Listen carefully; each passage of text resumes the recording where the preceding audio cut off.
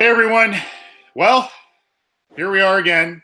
It's the Orange and Black Insider Bengals podcast. You got to love that excitement in my voice, right, John? It's we're five. The Bengals are 5-7 now. We're right in the middle of a 1-6 stretch, and yeah, it's Cincinnati Bengals football at its best or worst. I'm Anthony Cosenza, joined with John Sheeran. John, how you doing? Are you? I don't know. I don't know. How are you feeling after that one that we witnessed this last week? It's predictable at this point. I think just at this point, I think a lot of our like all of our concerns that we had at the beginning of the season are just materializing right in front of our eyes. And you know, it's at some point you got to think stuff like this is like cyclical, just in the season. But at this point, it just, I don't know, man. It's just rough to keep watching the same thing over and over, and it's literally just the same game every week after week. And unfortunately, somehow we're still here, and we're still trying to talk about what they can do to salvage this season. But at this point, damn, that was really morbid. Yeah. a lot of that's where I'm at. Yeah. A lot of on tap tonight. We've got a question of the night that we put out on Twitter. It's about head coaching options. I know it may seem a little far-fetched at this point to talk about Marvin Lewis potentially being gone, but we'll talk about that, about some head coaching options. And as I mentioned to my co-host on the terrible thing about Twitter and polls that you put out there, you only give 4 options, and there are a number of options that seem pretty interesting. NFL coaching ranks, both currently unemployed. At the college ranks, there's a lot of different people out there that could interest the Bengals if they let Marvin Lewis go after this season. Interesting 4 games coming up, at least from a head coaching standpoint and a staff standpoint for 2019. I mean, theoretically, if the Bengals went out, they could be 9-7 and sniff the playoffs. But by the way they're playing, that doesn't even seem anywhere close to a realistic possibility. And John, you kind of said same thing every week.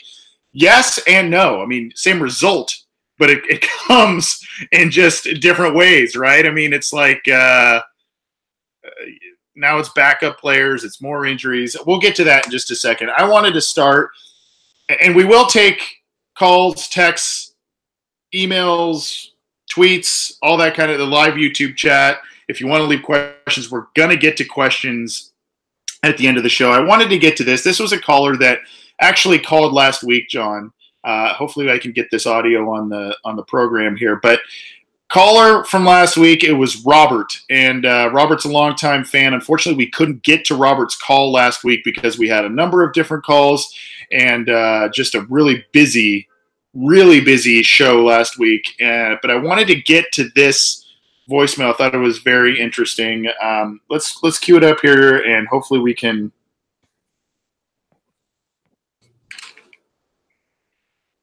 My opinion about the Bengals. There we go. I'm 66 years old. I've been watching them for 1,000 years, man. And, love them to death, but I'm just so sick of them. I don't know what to do. I mean, just sick of them. Because we always, we're the laughing stock of the NFL. Nobody believes in us. And there's reason for that. Tired of Marvin Lewis. Marvin Lewis, in the past he's done well. He brought us out of the dungeon, if you will. But it's time for him to go. It's not just him, but they need to get rid of everybody. We don't even train up our players the way other teams do. We don't. That's why we don't play as well. And the mentality shows that. The physical part of the game shows that. I'm just so tired.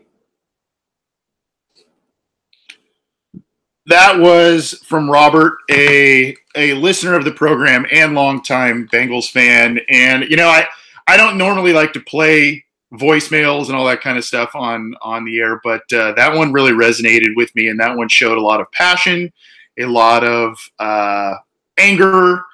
And the reason I play that is because, John, I think you and I can relate. And to be honest with you, as I mentioned, this voicemail was sent before this loss against the Broncos. So he knew it was coming. Yeah. I mean, add another loss to that, and all of a sudden, there's probably some more there. Thank you for the voicemail there. Very passionate, but I think that the comments there resonate and the criticisms resonate. And we'll talk about what happened on Sunday in just a second, John. You put up a post on CincyJungle.com that I think kind of plays into this voicemail a little bit about Andrew Whitworth being lowballed when he was hitting free agency. That, along with the indoor practice facility, along with some of the other criticisms of what was brought up in that voicemail there, when the Bengals start losing, all of a sudden it's really easy to point to some of these shortcomings as a franchise, whereas when they're winning, they're getting 10, 11 wins a year as they did through 2011 and through 2015. You kind of put that stuff aside. Now it's pretty easy to point that stuff out, right? Yeah, and I think that is a testament to how powerful and impactful actual talent is and good assistant coaching is. When the Bengals don't have either, which is pretty much the case right now, things kind of fall apart because, as Robert so eloquently explained in his voicemail, the expectations are just different for the Cincinnati Bengals compared to any other team in the NFL, because when you just look at the basic facts and how they're operated and how they're run, they're just not in the same atmosphere, the stratosphere, as some of the best teams in the NFL, and just their overall philosophies and just their overall way of running things. So when the Bengals, have 15 guys on injury reserve, their depth is completely depleted, and they don't have the proper depth in the first place to handle those kinds of injuries, things just fall apart because they have an average head coach. Right now, they don't have good assistants that they can rely on like Marvin Lewis has in the past. And just these same weaknesses get exploited week in and week out because they just don't have an answer to it, because they're just, because I think as Robert was kind of alluding to, there's just a certain level that we've come to expect with the Bengals because of just the way that they are. And when things go bad, they get tumultuously worse because they don't have that base just from an organizational standpoint to kind of stand upon and kind of regather themselves in these crisis situations. And then things kind of snowball just like what they're doing right now. Yeah, and I think that's a great point about what you said with the quality assistance and at times Marvin Lewis, and it is to his credit, as Robert mentioned in the voicemail there, it is sometimes to his credit, but it's also to the credit of gathering some good assistant coaches as well. There are times where Marvin Lewis has been able to mask this stuff, the supposed cheap approach in free agency and just in general with the team, the lack of an indoor facility, the basic cutting of corners that this team has shown that other teams don't. And he's been able to mask that stuff in the form of division crowns and all that kind of stuff. So you got to give him some credit. But there are times when the Bengals kind of, after they taste some success, they kind of stumble onto their own 2 feet, if you will. And now you see the results that we've been seeing not only in 2018, but all the way back now to 2016. The Bengals are staring their third straight losing season in the face. And there's a lot of change and upheaval that needs to be had. And who knows? We've talked about this on the show before, John. I mean, I don't even know if we can trust the franchise and who's in control to make those wide sweeping changes. And to me, if I'm ownership, I just don't understand how you can accept the cutting of corners and accept being, because it is a business, being less than wanting to be the best or one of the best in your respective field. This is going to be a breaking point, or not a breaking point, but just a very interesting point in time for us, just as football fans in general, to observe how they sell this team in the offseason. If they bring back the majority of the same staff, majority of the same players that have been a part of this 3-year failure following the 2015 playoff loss, I don't know I don't know how they're going to be able to sell it to the fan base to keep those season tickets rolling in, but it's going to be it's going to have to be some masterful craftsmanship and marketing strategy from this team. And I think it's been impressive how they've been able to manipulate this fan base into keep believing in that this same strategy is going to work year after year, and ends up not doing it. They come out with a new catchphrase, they put it on a shirt. Marvin Lewis utters it in the press conference. Bam, we got the optimism again. I just feel like this is kind of the year, if they don't do anything to kind of shift away from what they're doing, it's going to be a near impossible task to bring that optimism. And I think we're going to see, if nothing happens, a similar lack of fan support and attendance that we saw from the beginning of that 2011 season after the whole 2010 debacle and all that kind of stuff. And at that point, they're not going to have the youth and rejuvenated, refreshed revival of that roster that we saw in 2011. We're going to see the same retread, veterans and old faces, and probably not a very lucrative free agency class in the process. So how they sell it, if they don't change anything, it's going to have to be an act of God if they're going to be able to fill that stadium at the beginning of the season, if they don't do anything about it. Yeah, and if they do not change anything, coaching staff or approach or both, I mean, they're obviously going to point to the injuries. I think that's what's going to take place, and we'll talk about a major injury and some news on that front a little bit later in the show. We do have a question of the night that we'll get to in just a second, but if you want to vote on it on Twitter at BengalsOBI, or comment on it either on CincyJungle.com in the comment thread or in our live YouTube chat, you can do that. Basically, the question of the week, or the question of this episode, coaching options that intrigues you the most if the Bengals part ways with Marvin Lewis. And again, I can't emphasize enough, big if. There's Josh McDaniels, there's Bruce Arians, there's Mike McCarthy, there's Eric Bieniemy, there is Urban Meyer, there is a bunch of guys at the college ranks you could look at, other retreads in the NFL. John and I will give a couple of our choices here in just a little bit, but if you want to sound off on that or vote on that on Twitter, you are welcome to do so. The reason why I brought up Robert's voicemail and kind of what we kicked off this show with, John, is basically these decisions, these types of things with Andrew Whitworth, them lowballing them. And if you have no idea what we're talking about, go read John's article on CincyJungle.com. Whitworth kind of made some eye-opening comments on a Rams podcast lately. Basically, this points to what we saw in terms of the team they fielded on Sunday against the Broncos, right? They had a handful of winning seasons, and they got supremely confident in what they were doing and how they were building their team. And they have since whiffed on a number of different high picks. And you saw that, unfortunately, on the offensive line mostly this week. They thought they were grooming a really athletic, high-end quarterback in Jeff Driscoll. Driscoll made a couple of nice throws, and he was put in some awful positions based on offensive line play and other things happening. But let's be honest, what he showed us that's not NFL starter material. So I think that's the major takeaway on my front, at least this week, John. Your takeaway on Driscoll, you also wrote a really good post, I thought, on, was it Billy Price? It was kind of the weekly lineman, I think you did, right? It was the rookie, yeah. And Price had a bad day.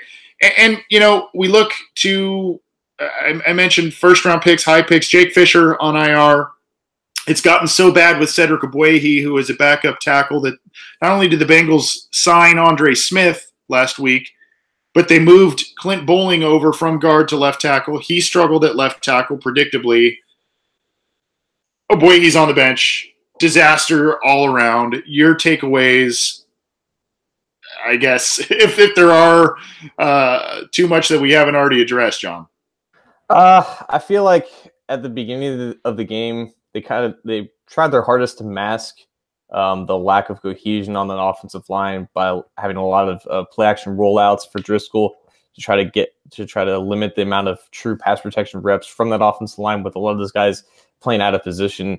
And at the first part, Driscoll wasn't being asked to push the ball down the field, a very conservative approach from Bill Lazor in terms of offensive play calling. And again, like we saw, a lack of consistently using Mixon, just not only as a runner, but as a weapon. I think he only had 14 touches and 2 of them were catches. They used Giovanni Bernard out of the backfield a decent amount, but again, when you had AJ Green go down in the beginning of the second quarter, you had, a couple or a handful of targets go to Boyd, but again, the offense kind of, threw their hands up and asked, what did we do? And they didn't really have an answer for that.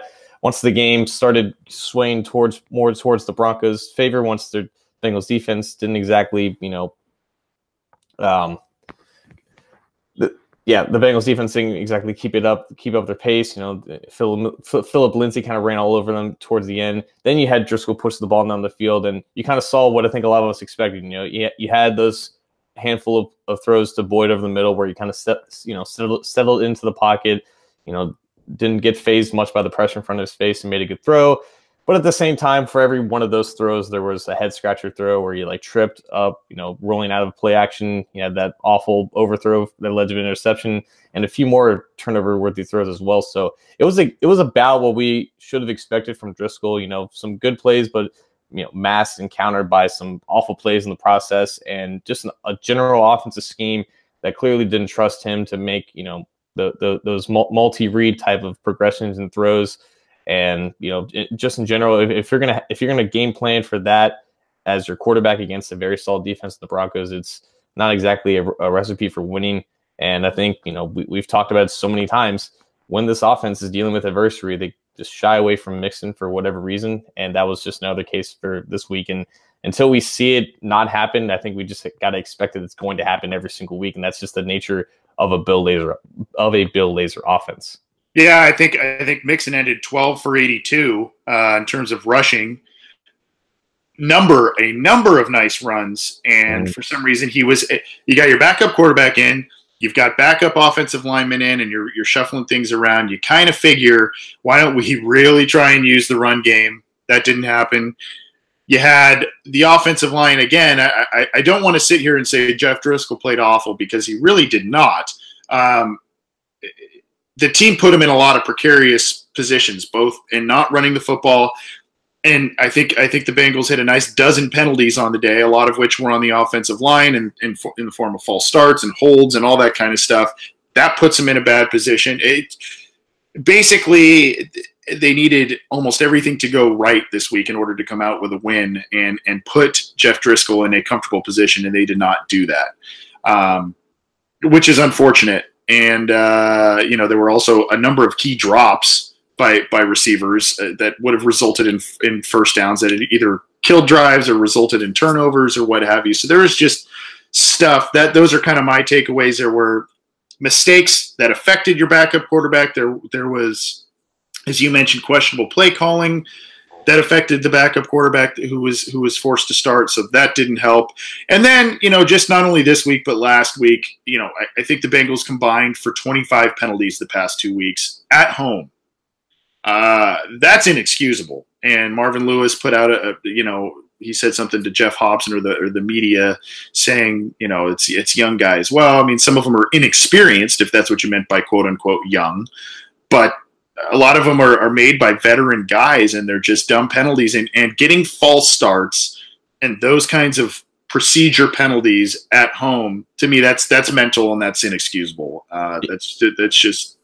You definitely dropped like an RKO on Marvin Lewis with that one tweet. I thought so. Elbow from the top rope, right? That was kind of my takeaway there. Just kind of continuing a little bit on Driscoll. For you, John, does this solidify basically, because Lewis before the game, I think he made some sort of comment that every team is looking for an Andy Dalton. They are always in search of an Andy Dalton, and that is, go around the league and talk to GMs. Hey, these aren't my words, folks. Just to clarify, these are Marvin Lewis's words. I think to a degree that is correct. I think teams are looking for a capable quarterback, a guy that can start and win games for you, which Andy Dalton has proven to do. But does this game and Driscoll's performance, does that kind of say, you know what, maybe we've been a little too hard on Andy? Or does all of it, including Dalton's injury, Dalton's lapses in big games, and the shortcomings we discussed about this franchise, does that point to you got to just luck into a transcendent talent at that position at this point? Well, that is the nature of the NFL right now. Like, right. You have teams sacrificing all their assets to move up in the draft to get that next big thing at quarterback. We've seen it in the past handful of drafts now. But I hear that every team is looking for an Andy Dalton. What I think about who Andy Dalton is as a quarterback, a very average one, plays well in structure, doesn't let the doesn't exactly collapse at this point in his career, but doesn't exactly elevate your team. He's able to kind of come into the game and just operate the scheme that's bestowed upon him and just keep the team in the game, but not exactly take them over to the top where they need to be. If that's what he was trying to say, then that kind of sounds like a backup quarterback to me personally, or just a quote unquote game manager, which is outdated terms in the history of football right now. Jeff Driscoll is not like we talked about it last week. He's not that cut from that same kind of cloth. He's going to take more risks. He's going to play more out of structure, and as a result, he's going to play with more variance. That's exactly what we saw against the solid Denver Broncos team. And I think that injecting Driscoll into an offense where Andy Dalton could succeed, presumably with health, would net them some different results in different kind of areas. In this offense, which is completely battered beyond belief at this point, Driscoll was obviously going to have some rough patches in the process. He was going to shine that that raw arm talent and athleticism, but not to the extent where it would take them over the top to beat a team that they were clearly worse than in the Denver Broncos. And like you said, they needed everything to go right. They needed Driscoll to play out of his mind, and he played exactly how we expected him to play, and the result was exactly what we expected it to be. Yeah, I think just and that's what both Marvin Lewis and I guess even Carson Palmer tried to do when they first both came in hand to this franchise. It was outside guy from a head coaching perspective, Heisman Trophy winning quarterback, the best guy in the draft. Let's see if we can win games and get past the hurdles that Mike Brown places in front of us from an organizational standpoint. And, potentially as you win games and things change and all that kind of stuff, you can potentially start swaying the owner, which I think Marvin Lewis did a little bit of, but it's still not where it needs to be. But Bengals lose to the Broncos 24-10, just a pretty ugly game all around in terms of penalties and guys who were forced into different roles and extended playing time. It just was not the kind of product that we should have been forced to witness, I guess, is probably the nicer way to put it. This is the Orange and Black Insider Bengals podcast. You can get this show on YouTube, iTunes, Stitcher, Google Play, Art19, and on CincyJungle.com. We appreciate you joining us on a different evening this week, and thanks to you as well, John. This was in part of my schedule, so we had to record on a different night. But I appreciate both John and the listeners accommodating. But please download the show how and where you can. We're going to get to our question of the night in just a few minutes. Again, if you're just joining us live, the question of the night or the question of the week is some head coaching candidates that could intrigue you if Marvin Lewis is going to be let go of his job. We don't know for sure if that's going to be the case, but some signs are pointing to that being the case. We'll see. With this franchise, you never know. But there are a number of different coaches out there at the college ranks and in the pros that could come in here and potentially make a difference for the Bengals. So we'll get to that in just a second. Just to kind of close the book a little bit on what transpired last week and bridging that topic into things going forward in 2019 and beyond. You mentioned AJ Green obviously re-aggravated that toe injury. He now has to have surgery, torn ligaments in the toe, should be ready in the spring to go for workouts and all of that stuff. I think all of us are still pretty confident in the fact that even though he would now be entering his 9th season next year and has had a couple of injuries the past couple of seasons after being so durable, AJ Green Now, entering his ninth year, coming off of toe surgery. He's there for Cincinnati. And then behind him, John Ross, he's been up and down, and I think that's being generous.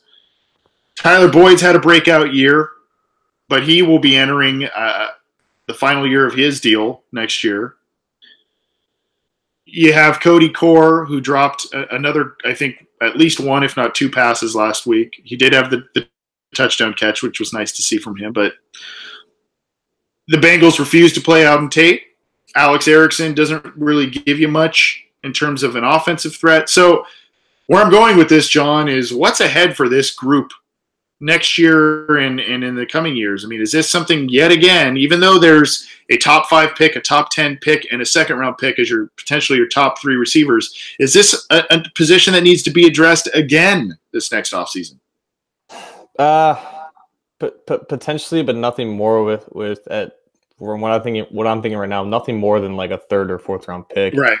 I think that if these groups of receivers were to be given a quarterback that could enhance their talents to a certain degree, we would see some slightly better production. And I think obviously the gap between establishing that chemistry that they already have with Dalton to a new quarterback would then take some time, and maybe we could see some development in some of the younger guys in that sense. But I think in today's NFL, you got to get the quarterback right, and then the receivers, as long as they have some raw talent with them, they'll kind of follow suit. And I think that they have some of that, at least a good amount of that raw talent already on the roster. They could do with one more, sure, to push Core off the roster, or just keep 6 with Auden Tate in there. But AJ Green leading it, always assuming that he's healthy, always assuming he's going to be ready to play. Tyler Boyd is your 2, John Ross is your 3, going in at least into 2019. I think that's a good enough core for at least an above-average quarterback to take advantage of. And obviously, Dalton is almost with 100% certainty going to start there for 2019. So we should probably clear that up. We should probably just clear that up right now. But I think with them all healthy, I think it should be enough. But at some point, you got to say, it's going to be now or never for Malone into next year. They're probably going to want to get Boyd under contract, and obviously they're not going. At least we wouldn't want Core to be on the roster for next year either. So I think just maybe one or 2 more guys with like a mid-round pick with some upside. I think that would be enough to kind of solidify it. But I think there is still malleable talent there to work with, and I think if they were given a better quarterback, we wouldn't be kind of as rough on them as we kind of are at this point. Yeah, I mean, first of all, I was not advocating if the Bengals do end up with a top 10, top 15 pick this year. Yeah. I was not advocating for that. But you look at it, and all of a sudden, a position group we were very excited about coming into this year, Green, Boyd, Ross, there's more question marks now than there were a couple of months ago. Now there's also a bigger exclamation point in Boyd, because he has surpassed expectations, I think, by most people. But I think there's a lot of work to be done. I have been very disappointed in Josh Malone. I thought that was a guy that would really take a nice step this year, even as a number 4 guy or what have you. But he's been hurt. He hasn't been used, and he's one of those height, weight, speed guys, and just has not. He's still got a little time, but that's a guy that I was hoping was going to take a nice step this year, and really has not shown very much. But I don't want to say an overhaul is due there. I mean, Alex Erickson brings value as a special teamer. He had a critical fumble last week, which basically turned the entire tide of the game. But that's a rarity, and he just isn't bringing much on offense. John Ross, I think he's still under 20 catches at this point in the season. So he's grabbed the touchdowns, but I don't know. I just I think I agree with you to a certain extent about the quarterback, but that's a position that I feel that they should be getting more out of, with or without AJ Green in the lineup. There's still some heavy investments in that position group, and they're not stepping up, which is not fun to see. And hopefully AJ Green comes back to spearhead that group. We all expect he will. He's bounced back well from injuries that he's sustained. Luckily, none of them have been of the knee ilk. But you know, he's bounced back, and he is a superstar player. It's just unfortunate he's had a couple of seasons recently cut short when the team has needed him, and you know, nothing really you could do about that. And the last time when he played, and it was a lot when he played a full game last time. The last time he did that, it was the last time the Bengals won a game against Tampa Bay, and he injured himself at the end of that game, which, as we all know, the Bengals had a big lead, let it go, and they were forced to drive down the field at the end of the game, and that's when he hurt himself. So, kind of the microcosm of 2018, if you will. We're going to start taking your questions in just a little bit, so give us a call or a text, 949-542-6241. You can get in touch with us, or you can get in touch with us in the live YouTube chat. So hit us up with your questions or comments there, as well as on Twitter at BengalsOBI. We do have a poll up for the question of the week, so definitely want to hear from you on that. And it's our turn to talk about that, John. The Bengals are at a crossroads with Marvin Lewis, as we all know, and a report surfaced Sunday that it turns out that the second year of his contract is actually an option year, that the team can exercise not to have him back if they so choose. We thought it was just kind of a standard 2-year deal, but does not appear to be the case. And now, like he was last year, Marvin Lewis might be fighting for his job, and who knows if, you know, a couple of late season wins will save him. But there is a chance that he could not be the team's coach next year. This was kind of a critical year for the team, and it started off great, and it has subsequently blown up in everybody's faces. So, I'm going to ask you this: there are a number of head coaching options out there that could be intriguing. Some are retread guys that had some success and then, you know, got fired after a couple of poor seasons or retired. There are some college coaches that are unproven at the NFL level. So give me, if you can, give me one pro name, and that could be someone who either fizzled out as a head coach elsewhere or is looking to be a first-time head coach that in the NFL ranks. And give me one college guy that you are thinking of that could be good fits for the Bengals. So the two names that I would name obviously wouldn't be likely candidates for the Bengals, because I think it goes against what they would look for in a new face of the franchise. And for the NFL, you know, I think all over the league in the next handful of years, we're going to see teams try their best to find the next Sean McVay. And that's going to lead to potentially some bad hires, because they're kind of overvaluing, you know, someone who might be, you know, under 40 years old, has done a lot with, you know, whatever offensive talent that he's been given, and it could lead to some bad hires. But I feel like the Bengals are in that position that they have to take that risk. I don't think it's a risk that they're going to take, but a guy like Eric Bieniemy, who I think a lot of fans have talked about, you know, the offense coordinator for the Chiefs, a technical disciple of the Andy Reid system. I think he's about as best as we could possibly expect, because he has that connection with the organization, because he was a part of it so many years ago, has worked his way up to an offense coordinator, and one of the very best offenses in the NFL, has elevated, or has been a part of elevating the talent that is Patrick Mahomes. I think that, you know, him knowing what he can work with in terms of scheme, in terms of talent, giving him full reins of just building the offense into the next century at this point, it's kind of like that best chance to go. And it's like the exact opposite of what you would get in like a Mike McCarthy, who is a former head coach and, you know, has a very outdated offense. And I think that's kind of the synopsis of, you know, what they need to do. They don't need someone who has been a head coach and has recently, you know, fizzled out or failed in whatever resort. They need someone fresh. They need someone who's looking for the next opportunity. And when you look at the college game, you know, you have all sorts of guys who, at this point, you know, if you're a college head coach and you get inquired about coaching the Cincinnati Bengals, it's like a question of, why would I give up all this power and all this authority as a coach, a recruiter, and such an influential part of an esteemed university to go and coach and be an employee under Mike Brown? It would be extremely unlikely that any, you know, high profile college head coach or offensive coordinator would take that risk. But if I would want it to be anybody, I think right now it would be Lincoln Riley, who not only got the very best of the Baker Mayfield of Oklahoma, but now has gotten a future baseball player, Kyler Murray, to perform as like probably the next Heisman. It's very likely that Oklahoma is going to have back-to-back Heisman-winning quarterbacks, and I think obviously Lincoln Riley has a substantial part of that. Torching Big 12 defenses like we haven't seen in the past decade, even though the Big 12 isn't much of a defensive juggernaut. But I think that he's kind of that same type of prototype that the NFL is going to be looking for and try to emulate what the Rams are doing. And I think at this point he would be my favorite option out of the college ranks. Now that Cliff Kingsbury is with your team USC, now that that's official, he's off the books. I think Lincoln Riley is going to be that next guy for me. Yeah, I saw someone in the YouTube chat. Let me see who it was.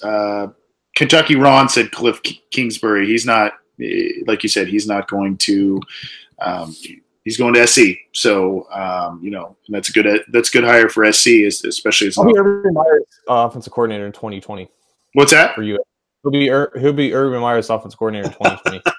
Oh yeah, and a lot of people who probably listen to this podcast are Urban Meyer guys, are Ohio State guys, and that is part of what prompted us to ask this question, is because the Ohio State apparently found its replacement, and Urban Meyer is retiring from Ohio State after this year. But we've seen Urban Meyer walk away from football when he was with the University of Florida, and he came back to Ohio State. So you never know, he could come back. So you said college rank Lincoln Riley and pro rank Eric Bieniemy, correct?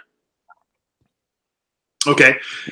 Eric Bieniemy, for those who don't know, actually played for the Bengals. So there's a connection there. He played for them for 4 seasons from 1995 to 1998. And, those are the glory years of Bengals football, by the way.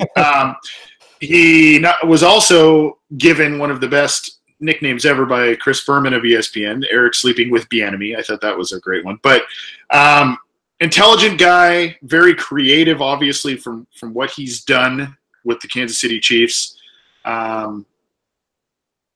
So I think that Eric Bieniemy would make a lot of sense, and he knows the Bengals. He knows Mike Brown. I think that in itself makes quite a bit of sense. I think you bring up a valid point, John, about a potential issue with what coaches would want to maybe come to Cincinnati. But I think that Bieniemy, knowing the Cincinnati culture, maybe that's a deterrent, but knowing the Cincinnati culture, knowing Mike Brown, being a former Bengals player, I think he could be a guy that they look at and he cuts his teeth as a first-time head coach, maybe with the Bengals. We'll see.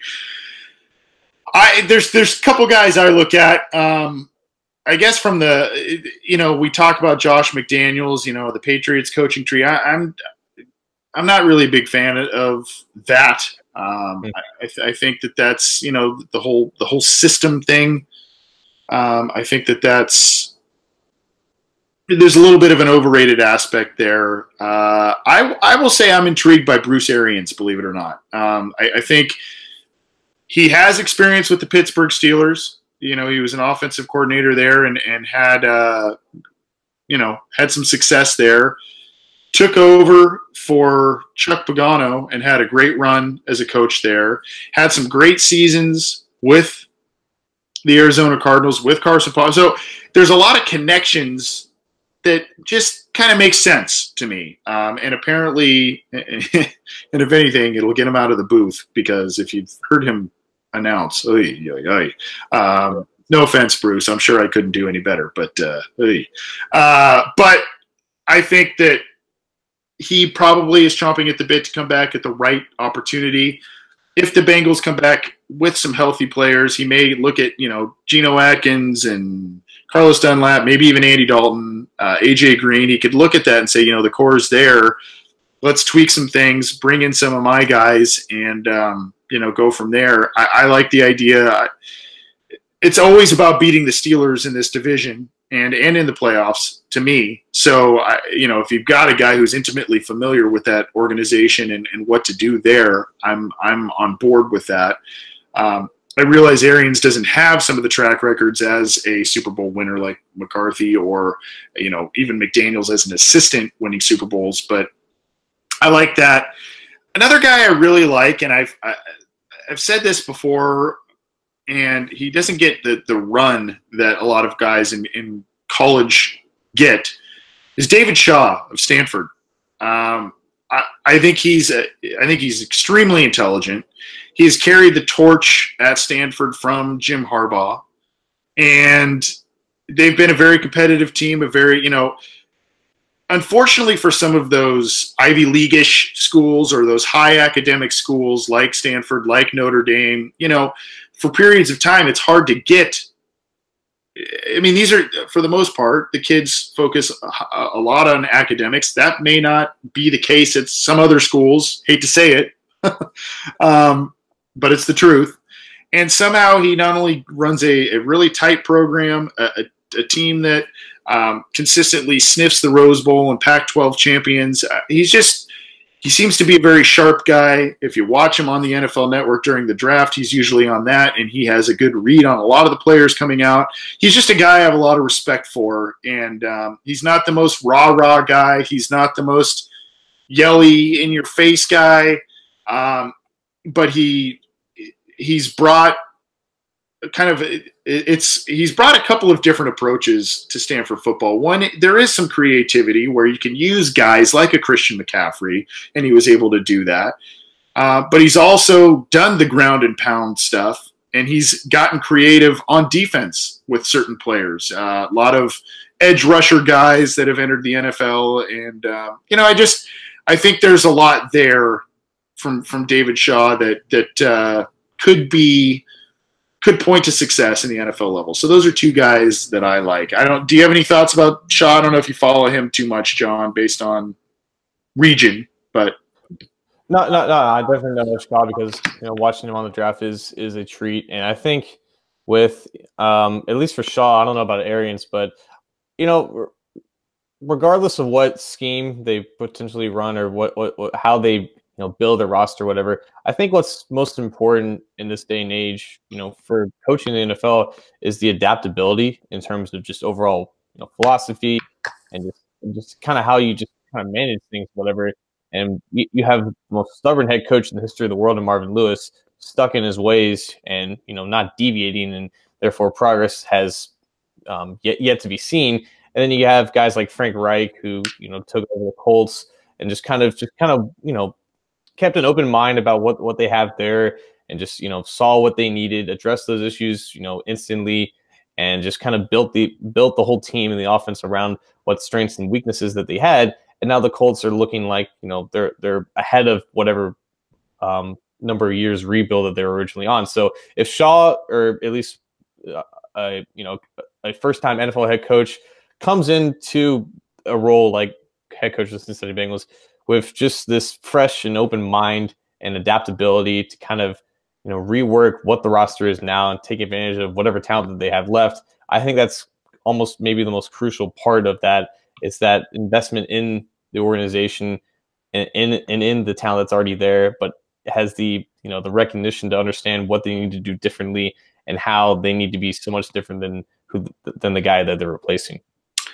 So our updated poll results, at least on Twitter, 22%. And again, I was only able to put up 4 options, and one of them is other. So 22% says Josh McDaniels, 33% said Bruce Arians, 22% said Mike McCarthy, 23% said other. So Arians is winning out, but not by a ton. And in the live YouTube chat, I'm looking. Zachary Stemple says wouldn't mind Shaw. Anthony Hart says we're going to have both Harbaughs in the AFC North. Well, I'd welcome Jim Harbaugh in Cincinnati, but I'd imagine Jim Harbaugh trying to get along with Mike Brown. I don't think that's ever going to happen.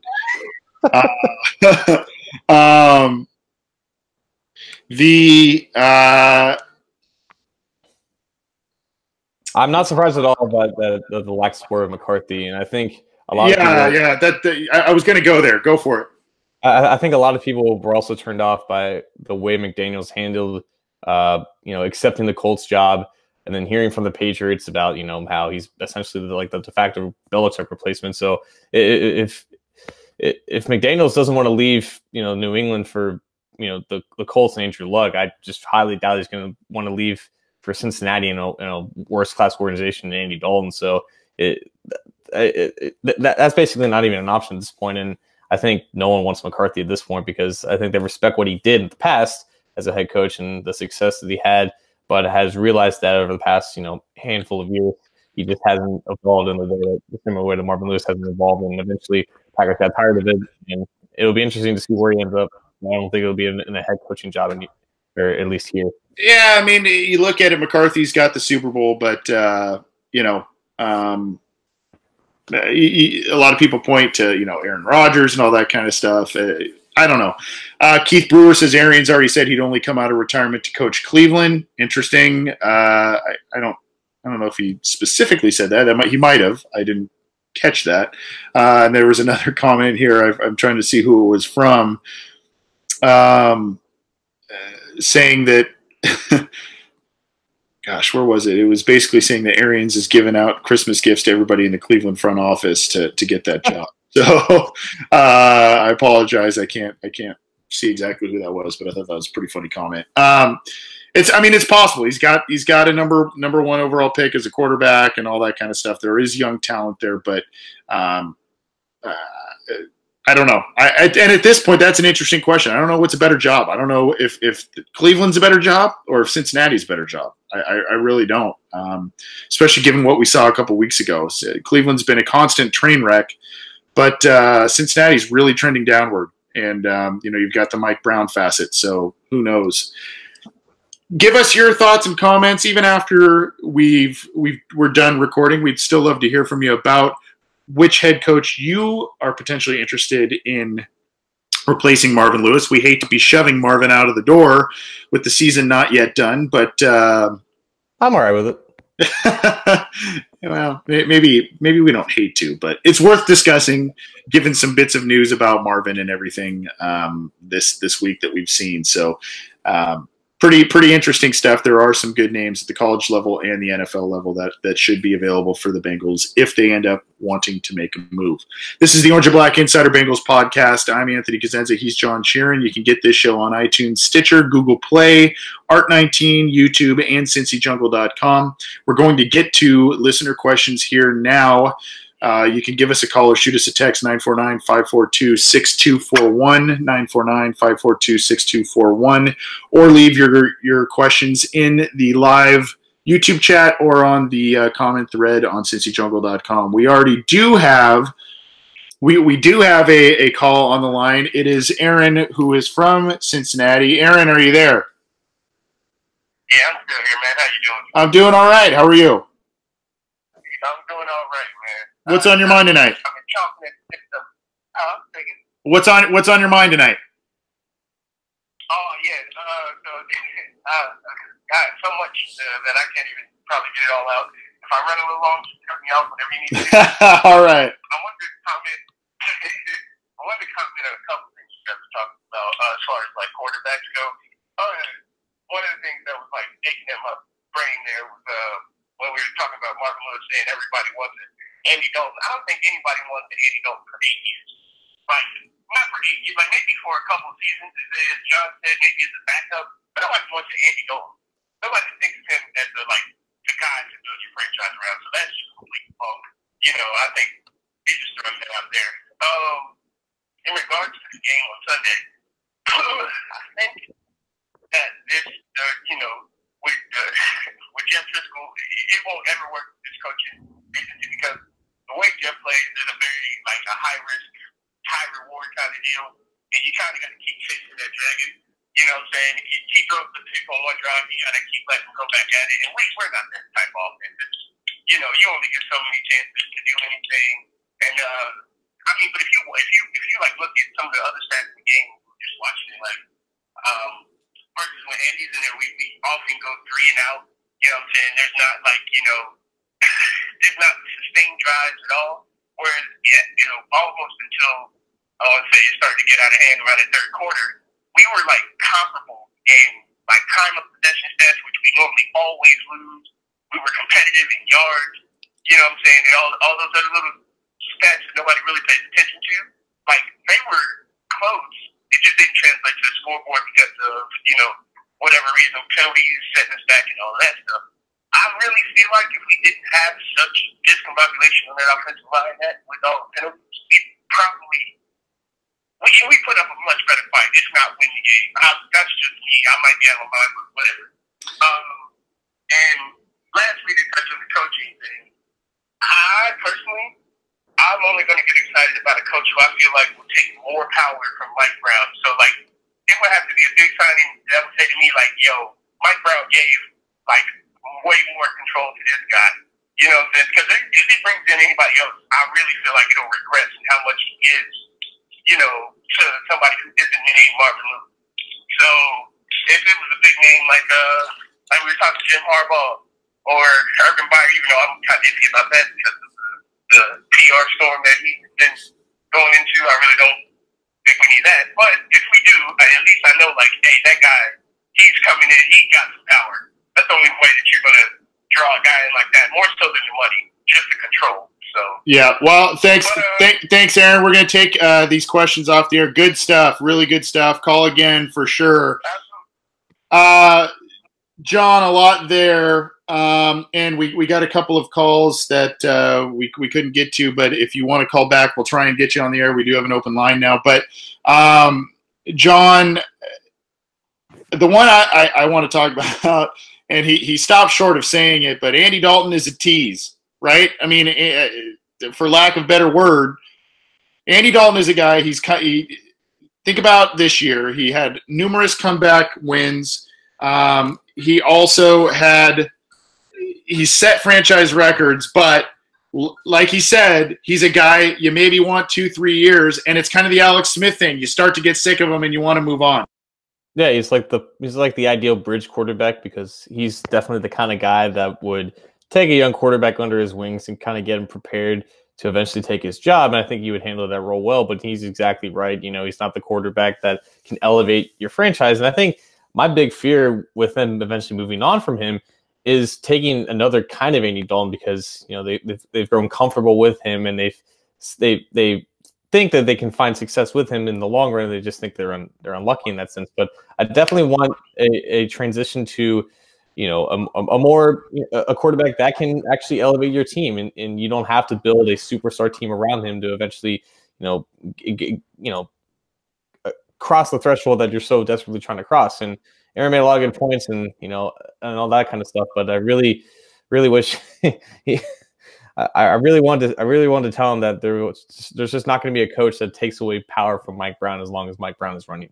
Well, and I agree with you, and I'm glad you brought that part up. We've got another call we're going to get to in just a second here, but I'm glad you brought that part up because I thought that was very interesting, and I think that where my wheels turn on that is that I totally agree with you that a new guy coming in is not going to be able to wrestle a lot of power away from Mike Brown. Not a chance. But a guy who comes in and is somehow, whether it's with a transcendent quarterback or whatever, if he's able to start winning, you're going to be able to have more say. And that's what happened with Marvin. And, I mean, that's really the thing with any business. I mean, think about it. If you're a salesman, right, and you have a sales manager and your sales manager wants you to do stuff a certain way, if you kind of do play by the rules a little bit, but you also have your own game plan and you put up excellent numbers – and you have something you want to have done or you have a strategy you want to implement or you kind of want to do things your own way, your sales manager's like, well,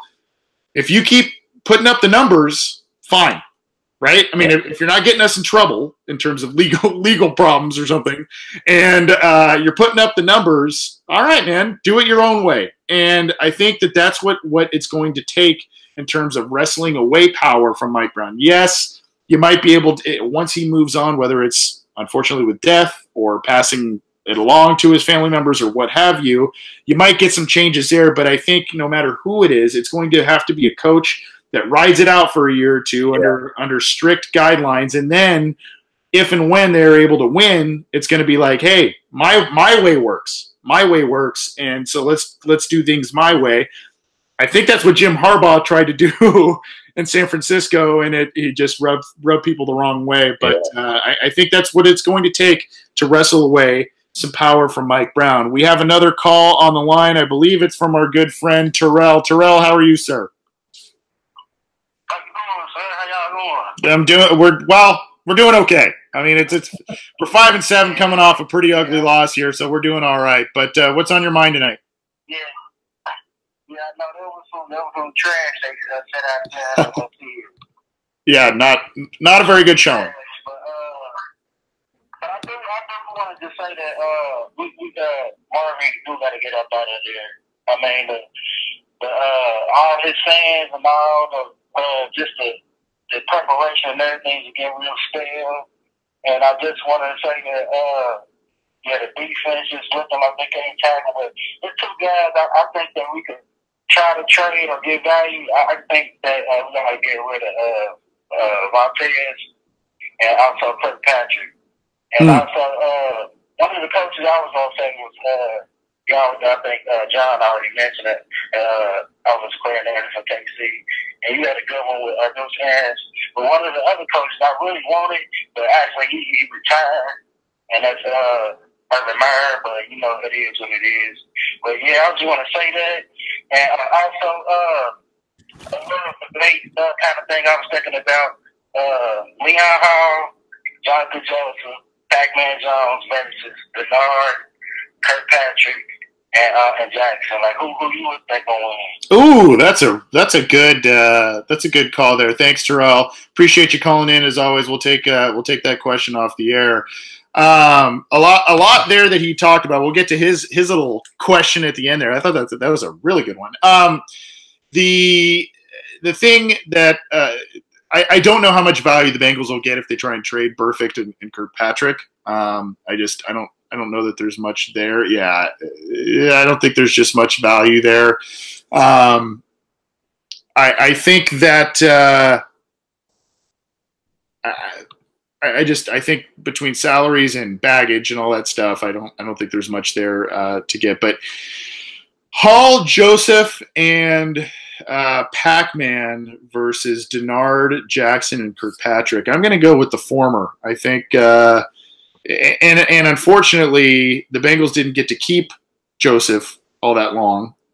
They basically got him for his rookie deal, and that was it. But he and Hall were a good tandem, and then they played with. I think they were able to play with Jones for at least the three of them played together for 1 year or 2 years, I believe. But I think that trio, even though the other trio are a trio of first-round picks as well, I think that Hall, Joseph, and Pac-Man wins out for me. What about you, John? Oh, yeah, I think easily as well. I think for a decent stretch in time, Hall was the best slot cornerback in the NFL, and I don't think it was relatively close. At least back in the late 2000s, early 2010s, Joseph was amongst the upper echelon of boundary cornerbacks, and he got paid like one when he went to Houston. He was never, I guess, an all-pro at the position, but he was always good enough to contend for the Pro Bowl. And as of right now, obviously, Kirkpatrick's not exactly near that. I grew sick and tired of defending Pac-Man as a person, or at least as a player. He had a decent career with the Bengals for sure, and he definitely was a figure in the locker room that at the very least guys kind of look to for on the field leadership and that kind of stuff. So as your third cornerback, he was pretty decent and up until he fell off the cliff as a player. But yeah, definitely Hall and Joseph, that duo alone, that kind of sells me. Even though Jackson is a very good player, and Kirkpatrick is at least average at this point in his career. Yeah, Jonathan Joseph's still doing it. He had an interception last week against Cleveland. Still not the player he was probably at the prime of his career, probably in 2009 with the Bengals or 2011, 2012 with the Texans, but still brings it, still playing for him, and he's had a good little career. Mostly with the Texans, but a good chunk of it with the Bengals as well. We're going to get out of here with this last question here. We got to end on a happy note. Sarcasm font. Jeff Andy, does it remind anyone else that this team looks a lot like the 90s teams with a number 28 at the running back position and not much else. Yes, and obviously he's referring to Corey Dillon, 28, and interestingly enough, for those who are on Twitter, Jeremy Conley, if you follow him, he's the guy who dresses up as a Bengals version of Captain Obvious from the hotel, I think it's hotels.com commercials or something like that. He tweeted out a deal that was Corey Dillon's career rushing day the other day, which was, if you haven't seen that, it's pretty incredible because they had Scott Mitchell at quarterback and nothing else, and yet he still racked up 278 yards on the ground that day, which was crazy. Yeah. But yes, yes and no. To me, this is a team that is either vastly underachieving based on the amount of high picks that are out there and all of that, or this is a team that is not doing well in the draft. I think it's actually a little bit of both because certain high picks aren't playing for them or not playing well or have taken a step back this year. So I think there is more talent, overall talent on this team. I think it's underachieving, but there are some similarities. Your take, John. It's hard for a talented running back like Mixon to not do well, regardless of what his surroundings is. As long as the blocking is decent, like there's only so much that bad coaching can do to negatively affect a good running back like Mixon. And that's kind of like the same thing that was with Dillon when he had just Willie Anderson in front, but no one else on that entire team that was talented. The Bengals just handed the ball off to him 20, 30 times a game, and he ended up accumulating a crap ton of yards because of it. And it's kind of the same nature that could be with Mixon if they feed Mixon the ball, which they don't do because Bill Lazor historically doesn't do that as a play caller. But yeah, to your point, there is significantly more talent when you compare the two rosters because there is actually talented players. But as you said, most of the issues stem from coaching, either not elevating those talented players to what they could be and definitely not getting the depth ready to play at all, and just a severe lack of depth in important areas that obviously injuries have affected and have caused this roster to look pretty freaking bare at this point with all the injuries that have come about. So yeah, I'm pretty much in the same boat with you. Yes, that look like the brightest spot, but there's a reason for that. It's because he's a running back. There's only so much that a lack of coaching can negatively do to affect that. Yeah, and Corey Dillon, I'm looking up his stats. Corey Dillon is basically he had basically 20 carries a game, and Mixon is far below that. We've got one last call here, John. I'm gonna get to it, and then we will get out of here. So let me grab this. Hi, it's the Orange and Black Insider. Who's this? Hey, it's John from Kentucky. John, what's going on, buddy? You're the last call of the night. What's on your mind, my friend?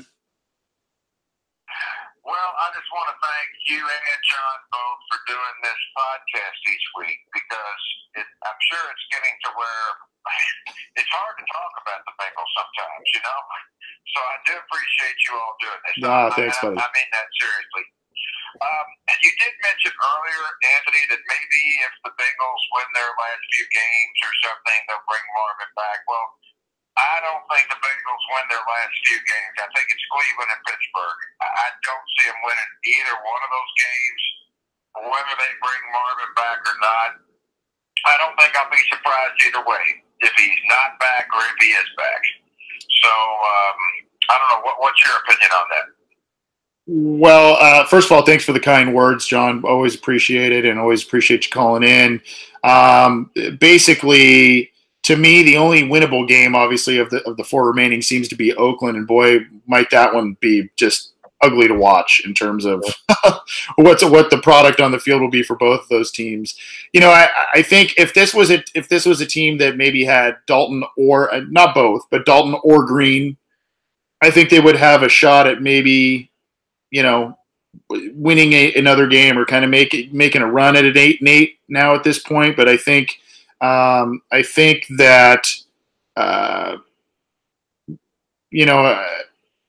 I don't know. I just don't really see a win there, and I think that if Marvin is going to pull out wins and he somehow gets a win against Cleveland and or Pittsburgh, that will definitely open ownership's eyes for better or for worse in terms of fan perspective. That will open ownership's eyes and say, obviously Marvin finished the season with these two wins. John Sheeran, your thoughts? Yeah, I think Thanks, six. John. Yeah, definitely. I think 6 wins is the number that we're likely going to see, and it's probably going to be that win against Oakland because as bad as the Bengals are, the Oakland Raiders are just that much worse, and they're playing at home in front of probably 30,000 people going to that game. So yeah, I don't see them winning those 2 games either because they're playing with a disadvantage in the most important areas, coaching and quarterback, and again, like we talked about, it'll just be an impossible sell for the team to possibly market this team with Marvin Lewis again leading the team, and especially after at that point, what would it be like losing 6 out of the final 8 games at that point? Yeah. Presumably, if they win against Oakland, 2 straight division losses to close out the year, it would just be it would be an impossible task for them to do to try to spin that into a positive. And but again, this is the Bengals, and Marvin Lewis and Mike Brown are inseparable until they are separated. So we can't. It's just impossible to assume that it's actually going to happen until it actually happens. So I think I'm right with John from Kentucky. I would be equally, I would be equally surprised both ways, I guess.